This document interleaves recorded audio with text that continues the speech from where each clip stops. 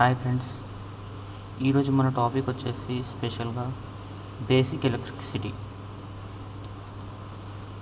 అసలు basic electricity అనే concept ఏంటి, అసలు ఎలక్ట్రిక్ కరెంట్, వోల్టేజ్, రెసిస్టర్ ఏం చేస్తుంది వర్క్ అనేది చెప్పుకోబోతున్నాం. బేసిక్ ఎలక్ట్రిసిటీలో మెయిన్గా 3 కీ పాయింట్స్ ఇన్వాల్వ్ అవుతాయి. ఒకటి కరెంట్, ఒకటి వోల్టేజ్, ఒకటి రెసిస్టర్. వోల్టేజ్ అంటే ఏమిటి? ప్రెజర్ ఏదైతే డ్రైవ్ చేస్తుందో దాన్ని ప్రెజర్ అంటాం.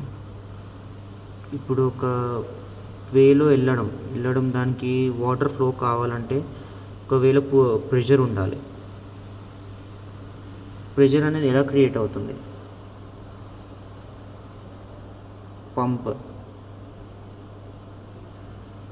సో పంప్ చేయడం అనేది, వోల్టేజ్ని ముందటికి పంప్ చేయడం అనేది వోల్టేజ్ పని అది.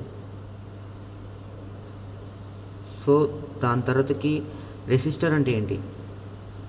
కరెంట్ అంటే ఏంటి? రెసిస్టర్ అంటే సైజ్ ఆఫ్ కండక్టర్స్. ఇప్పుడు కండక్టర్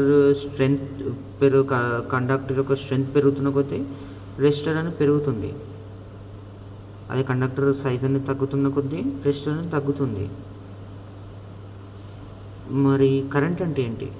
కరెంట్ అంటే మెయిన్ రీజన్ మనం చెప్పుకోబోయేది ఏంటంటే, ఎలక్ట్రాన్స్ ఏవైతే ఫ్లో అవుతాయో దాన్ని కరెంట్ అనేది విభజిస్తాం. సో వోల్టేజ్ వచ్చేసి ప్రెషర్, కరెంట్ వచ్చేసి సైజ్ ఆఫ్ కేబుల్లో ఫ్లో అయ్యే ఎలక్ట్రాన్స్, స్ట్రెంత్ అనేది వచ్చేసి స్ట్రాండ్స్. ఎలక్ట్రిసిటీ ఎలా ఫ్లో అవుతుంది?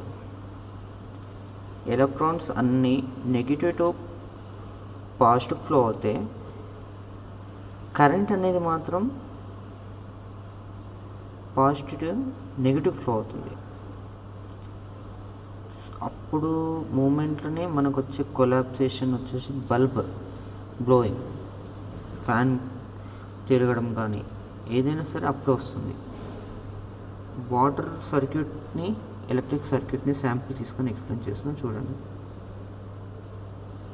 వాల్. ఇప్పుడు వాటర్ ఆన్ ఆఫ్ చేయాలంటే వాల్ కావాలి.